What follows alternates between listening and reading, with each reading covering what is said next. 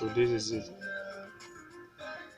But hash include I assume is what you write, but hash include math, you won't write that one.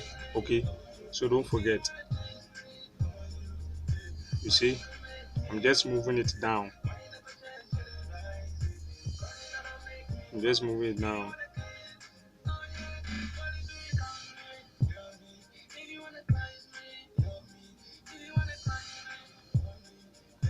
So that's all. So I'm just going back again from the top. Again, remember, you just write only hash include I string, but you won't write hash include C math. Don't forget that one. Okay, and this thing, that slash star, that thing that has been written, like run this program using this, you won't write that one too. You won't write that on your paper. Okay, then int main, what is inside the bracket, you won't write it, but the two brackets will come, but you won't write what is inside. Okay, I'm just moving down again.